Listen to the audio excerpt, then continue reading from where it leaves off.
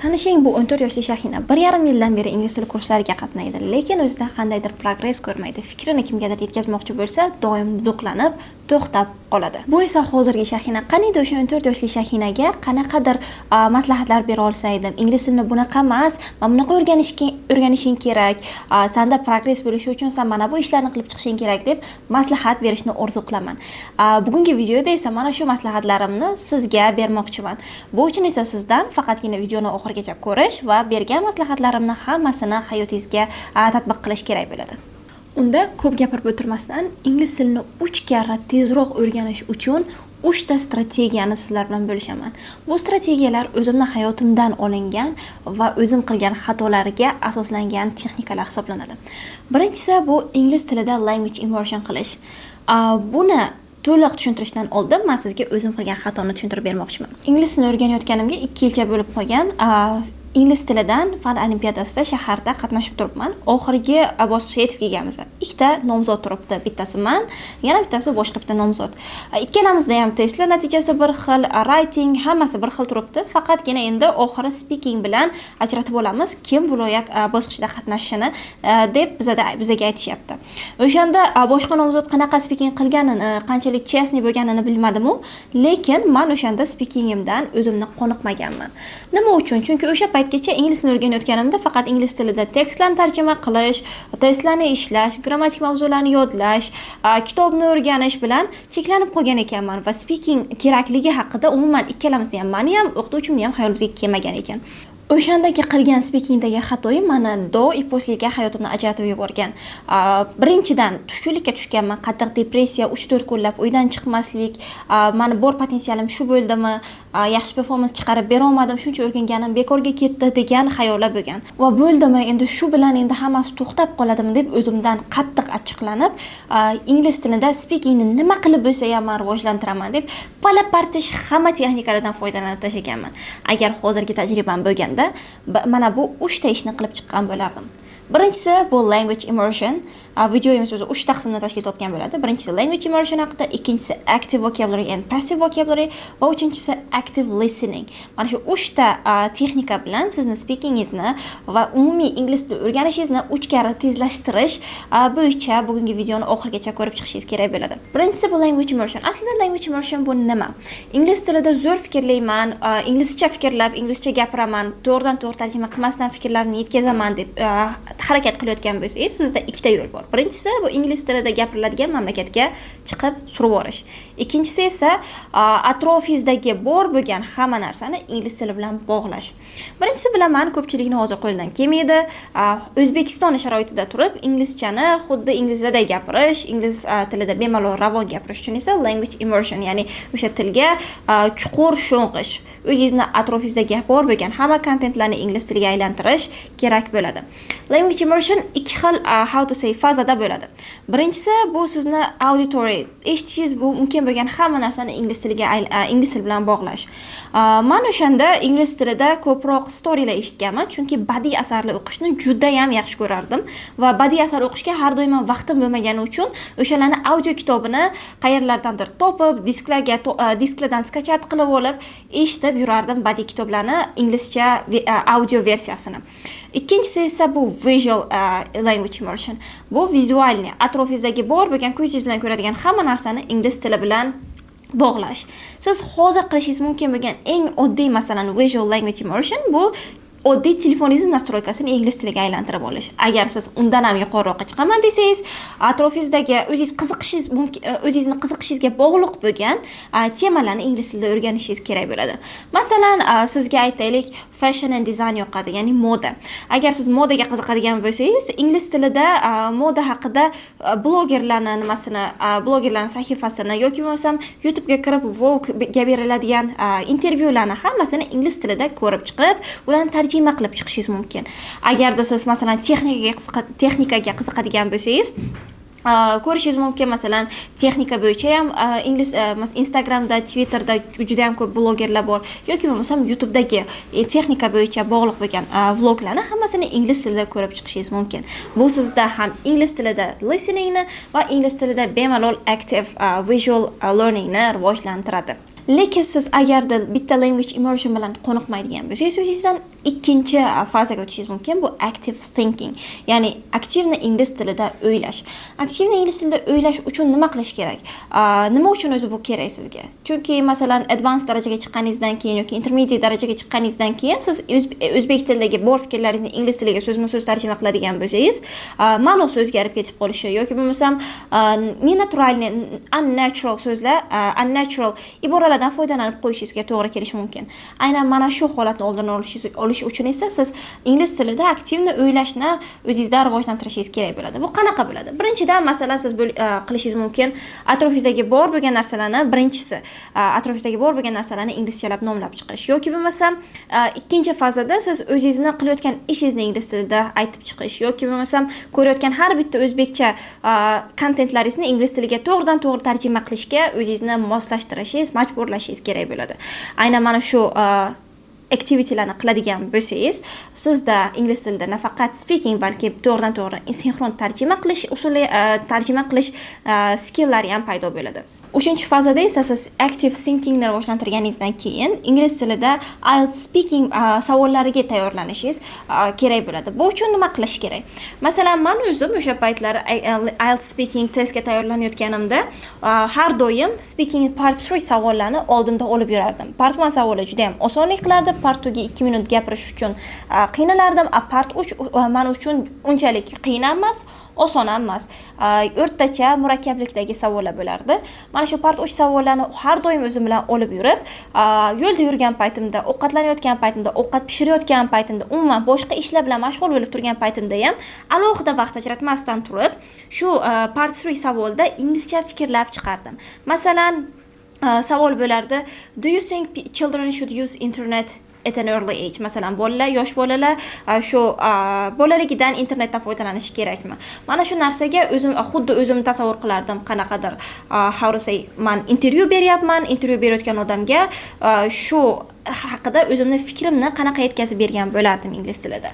Xuddi shuni ustida doimiy 3-5 daqiqalab gapirib, ustimda ishlab keyin part 3 savoliga to'g'ridan-to'g'ri tayyorlanib chiqqanman. Demak, siz men hozir bergan language immersion haqidagi maslahatlarimni, texnikalarimni qo'llaydigan bo'lsangiz, birinchidan siz passiv faqatgina listening yoki reading bilan emas, cheklanib qolibgina emas, undan tashqari atrofingizdagi har bitta narsaga ingliz tilida fikr bildirish qobiliyatini rivojlantirasiz. Language immersion yanada bundanda foydali bo'lishi uchun siz bemalol visual auditory experiencelar bilan active thinking yoki speaking skilllarni birgalikda combine qilishingiz ham mumkin. Aytaylik, siz masalan texnika bo'yicha qanaqadir vlog ko'rdingiz va ko'rgan vlogingizni kimgadir aytib berishingiz kerak bo'ladi. Aytib berayotganingizda shunchaki o'zingiz bilgan so'zlardan emas, o'sha aynan vlogda ishlatilgan so'zlarni ishlatishga harakat qilsangiz, sizda yana vocabulary bo'yicha ham praktika paydo bo'ladi. Bergan maslahatim sizga qanaqa qilib 3 karra ingliz tilini tezlashtirish, tezroq o'rganishga yordam berishi mumkin. Ko'pchilik ingliz tilini o'rganayotganlar faqatgina o'qish yoki eshitish orqali o'rganadi xolos. Siz ham o'qish ham eshitishni ikkalasini combine qilib olyapsiz birinchidan. Ikkinchidan, ham o'qish ham eshitishni combine qilib olganingizdan keyin qabul qilgan informatsiyangizni ingliz tilida kimgadir aytishga harakat qilyapsiz. Bu maslahatlarim maksimal sizga foydali bo'lishi uchun esa siz ChatGPT yoki bo'lmasam Grammarly kabi ilovalardan foydalanib, o'zingizga feedback olib, qilayotgan xatolaringizni ko'rib, ularni tekshirib, ularni keyingi safar takrorlamaslikka harakat qilishingiz kerak. Videomizning ikkinchi qismida sizga passiv vocabularydan qanaqa qilib lug'at boyligingizni aktivga o'zgartirish, ya'ni writing yoki speakingda bemalol foydalanadigan lug'atga o'zgartirishni sizlar bilan ko'rib chiqamiz. Mana bu holat sizga tanishmi? Masalan, reading qildingiz, 50 ta yangi so'z chiqdi, chiqqan so'zlarni yodladingiz, ertasiga lekin esingizdan chiqib ketyapti. Bu holat menda ham bo'lgan, men o'quvchilarimda ham bo'lgan, ingliz tilini o'rganayotgan har bitta odamda masalan passiv vocabulary esidan chiqib qolish holatlari baribir kuzatiladi. Ming xotirasi zo'r bo'lsa ham. Lekin mana shu holatni maksimalni qisqartirish imkoniyati bor. To есть siz o'rgangan so'zlaringizni esingizdan chiqarmasdan yoki bo'lmasam undan o'rgangan so'zlaringizni 30-40% ni bemalol speakingda yoki writingda foydalanish imkoniyati sizda bor. Bu uchun sizga 3 ta step by step approach kerak bo'ladi. Birinchisi bu so'zlarni kontekst bilan yodlash. Masalan, siz ingliz tilida qaysidir kitobni yoki bo'lmasam qaysidir tekstni o'qidingiz va sizda diary degan yangi so'z chiqdi. Diary bu kundalik. Xo'sh, bu yangi so'z sizda esingizdan chiqib qolmasligi uchun nima qilish kerak? Buni oldidagi yoki undan keyin keladigan qaysidir so'z bilan birgalikda chunking qilib yodlash kerak. To есть so'zni alohida o'zini emas, u bilan birga keladigan iboralarni. Masalan, diary so'zi keep bilan birga kelishi mumkin, keep fe'li bilan. Siz diary kundalik deb yodlashdan ko'ra keep a diary kundalik tutish degan so'zni birgalikda yodlashingiz ko'proq uni keyinchalik speakingda yoki writingda foydalanishingizga bitta qadam yanada yaqinlashtirib beradi. Ikkinchisi esa lug'atni shunchaki o'zini emas, sinonimlari bilan yoki bo'lmasam antonimlari bilan birga o'rganish. Bu sizga nima uchun kerak? Masalan, siz shunchaki chiroyli so'zini beautiful deb yodlab qo'ydingiz. Mana shu chiroyli so'zni beautiful deb yodlab qo'yganingizdan keyin 10 kundan keyin yoki 2 kundan keyin esingizdan chiqib ketishi yoki bo'lmasam shu esingizdan chiqib ketishini oldini olish uchun shu so'zni qaysidir sinonimi bilan attractive yoki bo'lmasam pretty degan sinonimlari bilan yoki bo'lmasam ugly, xunuk degan antonimlar bilan birga yodlasangiz, birinchidan siz sinonim yoki antonimlar bilan birga o'rganib, so'z boyligingizni 2-3 baravarga oshirishingiz mumkin.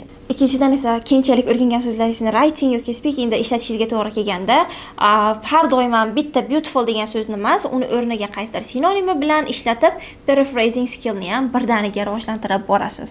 Lug'at boyligingizni passivdan aktivga o'zgartirish uchun kerak bo'lgan 3-chi activity esa bu active recall hisoblanadi. Active recallning sizga qanaqa foydasi bor? Birinchidan, siz yodlagan so'zingizni shunchaki qayerdadir chang bosib yotadigan lug'at qilib yodlamayapsiz. Ikkinchidan, o'rgangan so'zingizdan majburlab o'zingizni speaking yoki writingda gap tuzyapsiz. Siz bemalol istagan so'zni ishlatib, gap tuza olish qobiliyatini rivojlantirasiz. Uchinchidan esa yodlagan so'zingiz shunchaki xotirangizni qaysidir qismida chang bosib yotmasdan, uni tarjimasini o'zbekchaga yoki ruschaga tarjimasini majburlab o'zingizga chaqirib olyapsiz. Tak, videoning 3-qismida esa siz bilan active listening skilllari haqida gaplashamiz. Active listening o'zi nima? O'zi listening ikkita darajada bo'ladi. Birinchisi bu detail based listening, xuddi IELTS listening section 1 va section 4 ga o'xshab eshitayotgan audioingizni qolib ketgan qismlarni to'ldirib chiqish. Ikkinchisi esa bu multiple choice yoki listening comprehensionni tekshiradigan listening. Aynan hozirgi beradigan maslahatlarim listening comprehension bilan bog'liq bo'ladi. Listening comprehension o'zi bu nima? Eshitayotgan narsangizni tushunib, undan keyin qanaqadir testni berganida bemalol testga javob bera olish yoki eshitayotgan narsangizni tushunib, keyin unga qarata yangi argument yoki bo'lmasam bera olish. Aynan shu multiple choice savollarni bemalol topishingiz uchun sizga bitta texnika o'rgataman. Bu texnikaning nomi bu blind test. Blind test bu nima? Siz eshitayotgan narsangizni shunchaki tushunib, uni tushunganingizdan keyin comprehension savollariga javob bera olishingiz bu blind test hisoblanadi. Bu uchun nima qilish kerak? Aytaylik, sizda listening section 2 yoki section 3 da multiple choice savollar bor. Birinchidan shu multiple choice savollarni hammasini o'qib chiqib, keyin o'qib chiqqaningizdan keyin audioni eshitib bo'lganingizdan keyingina savollarga javob berishga harakat qilish. Bu sizda juda ham listeningni advanced darajagacha chiqarib qo'yadi. Agarda aynan shu texnikani ishlata olsangiz, IELTS listeningda sizda listening bilan umuman muammo bo'lmaydi. Agar IELTS listeningda sizga qiyinlik qiladigan bo'lsa, siz hozirgi darajangizga mos bo'lgan listeningni eshitib, o'shanga doir bo'lgan testlarni ishlashga yoki bo'lmasam listeningni oddiy eshitib chiqqaningizdan keyin o'sha eshitgan narsangizni qayta bemalol kimgadir tushuntirib bera olishga harakat qilishingiz kerak bo'ladi. Bu uchun nima qilish kerak? Step by step prosesni o'rgataman. Birinchidan, darajangizga mos bo'lgan qanaqadir audioni olasiz. Track u sizda podkast bo'lishi mumkin, qanaqadir videolar, vloglar bo'lishi mumkin.